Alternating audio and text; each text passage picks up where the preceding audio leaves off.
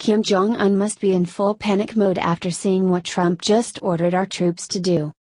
As tensions between the United States and North Korea remain high, one of the largest U.S. combat forces to go to Australia arrived Tuesday at the North Australian city of Darwin. About 1,250 Marines from the 3rd Battalion, 4th Marine Regiment from Camp Pendleton, California will be deployed in Australia for the next 6 months. They will be supported by 13 aircraft, 4 tilt-rotor Ospreys, 5 Super Cobra helicopters and 4 Huey helicopters. The aviation combat element is our most robust deployment to Darwin, said Lieutenant Colonel Brian Middleton, the unit's commander, saying it was also a tangible kind of sign of our commitment to the region and to this partnership. Middleton said his Marines will do whatever is necessary. Anytime a Marine force is forward deployed, we are always on standby for anything, he said. Reporters in Australia asked him specifically about North Korea. We stand ready to fight and win the night always, but certainly there has been no indications from anyone that we are more or less ready based on the conversations that are being had right now, he said. Middleton said that this year's deployment, which is part of a long-term commitment for increasingly larger-sized deployments, is significant. I think that the commitment that we've taken to put a task force here with a conversation to get larger over the years says that we do think this is an important region, Middleton said. Being close to Southeast Asia and the Indian Ocean, the Indo-Pacific position has always been important, he added. The agreement to deploy Marines was reached in 2011. Middleton said the large contingent of aircraft was planned before recent tensions with North Korea began to simmer. Regardless, I think it is just a good move anytime we can strengthen the long-standing partnership and alliance between our two countries, he said. We look forward to getting down to the business of what this is really about. It's improving the relationship between Australia and America, and we look forward to exercising, training and increasing and improving the operability between our forces and other forces in the region. Australian officials have grown uneasy about recent North Korea's belligerence. North Korea is on a path to achieving nuclear weapons capability, and we believe Kim Jong-un has a clear ambition to develop an intercontinental ballistic missile capable of carrying a nuclear payload as far as the U.S. said Australian Foreign Minister Julie Bishop. That would mean Australia would be in reach, so unless it is prevented from doing so, it will be a serious threat to the peace and stability of our region, and that is unacceptable, she added. MSNBC just put Trump's life in danger with what they publicly called for ISIS terrorists to do immediately. Oh, the tolerant left. While liberals continue to espouse themselves as the political party of peace and love, we constantly see these idiots at the helm of everything that's nasty and vile in this country, as they continue to violently rise up in defiance of our new president. While death threats and assassination plots are just becoming an everyday occurrence at this point, what an MSNBC host is calling on ISIS to do is so demented, that he should not only be fired, but investigated for making terroristic threats against our president.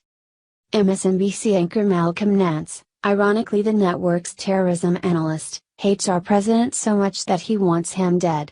While that might not come as much of a surprise given the disgusting vitriol of this man's antics in the past, he decided to take his hatred to a whole new level the other day, by calling on ISIS to take out a suicide bombing attack on President Trump.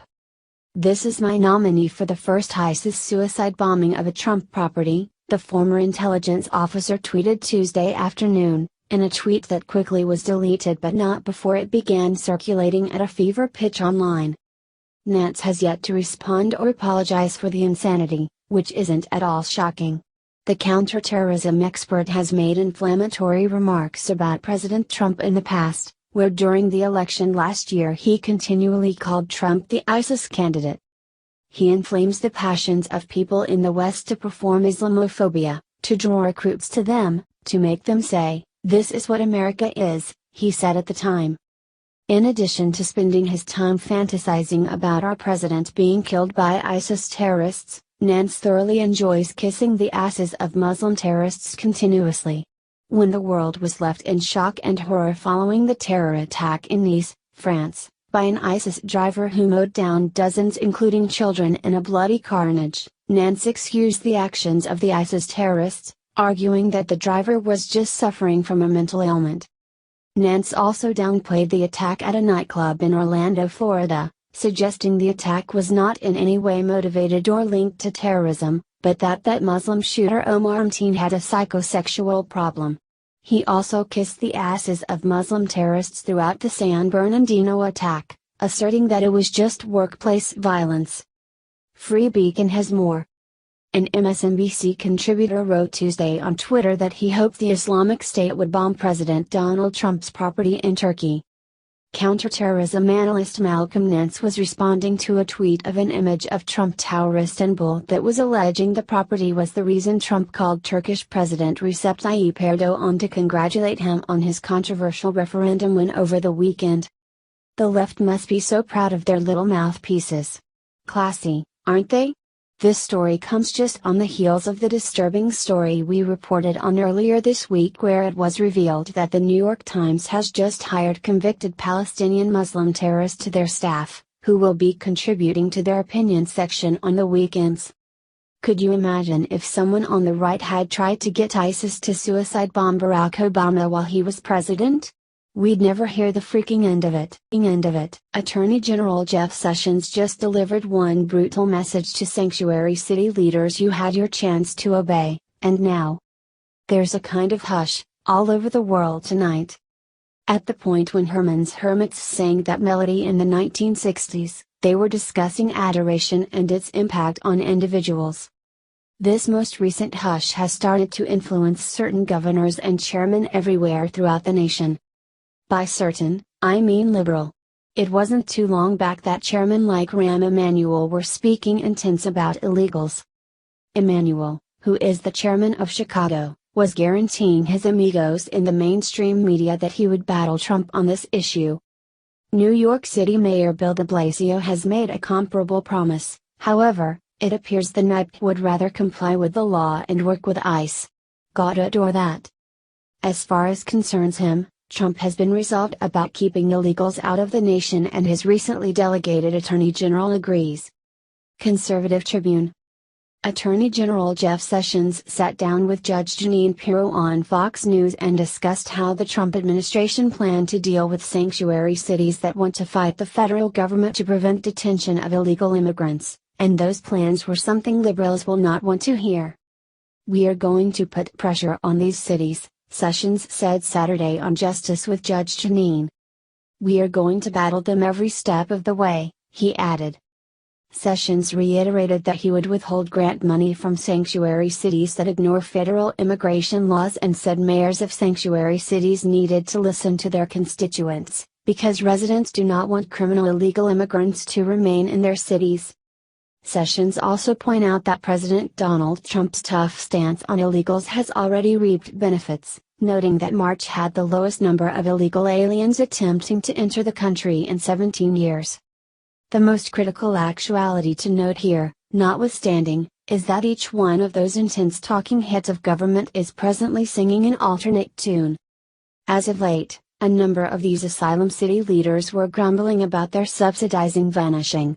The extreme tone was truant and the crying was up front. Demonstrates what a real attorney general does when he's working for the American individuals and not for a lobbyist president. Are you listening, Eric Holder and Loretta Lynch? What do you think about this? Do not hesitate and write your thoughts in the comments section below. Share the truth, be patriots. Thank you for reading. Top U.S. ally reveals shock new intel discovery. Immediately proves Trump right. America's allies in France have promised that they will soon release indisputable proof that Syrian dictator Bashar Assad carried out the April 4 chemical attack that reportedly killed at least 74 people and injured more than 557. We will provide proof that the regime did indeed organize these strikes with chemical weapons, French Foreign Minister Jean-Marc Ayrault reportedly announced Wednesday, adding that the analysis was still underway. In a few days I'll be able to provide proof. If true, the proof would shatter the Syrian leader's fierce arguments that the attack, which involved sarin gas being deployed on men, women and children, was a mere fabrication concocted via some sort of conspiratorial alliance between radical Islamic terrorists and the US government. Our impression is that the West, mainly the United States, is hand in glove with the terrorists, he said in an exclusive AFP interview last week. They fabricated the whole story in order to have a pretext for the attack. The widely panned dictator even went so far as to suggest that photographs from the scene showing the children who died from the attack had also been staged and were unconvincing. "We don't know whether those dead children were killed in Khan," he claimed. "Were they dead at all? Who committed the attack if there was an attack? What's the material? You have no information at all, nothing at all, no one investigated. So every indication is against the whole story. So you can say that this play that they staged doesn't hold together," Assad added. The proof promised by France would not only serve as an indictment of Assad but also as vindication for US President Donald Trump, who responded to Assad's alleged attack by launching 59 Tomahawk cruise missiles at Assad's Shayrat air base. Since the attack on April 6, the US president has faced stern criticism from Syria's allies, all of whom had blasted him for crossing a so-called red line. What America waged in an aggression on Syria is a crossing of red lines, a joint command center comprised of Assad's allies in Russia, Iran and several militias reportedly said in a statement following the attack. "From now on we will respond with force to any aggressor or any breach of red lines from whoever it is, and America knows our ability to respond well." Irrefutable proof would destroy this narrative, thus providing Trump with the upper hand in his diplomatic relations with these rogue regimes.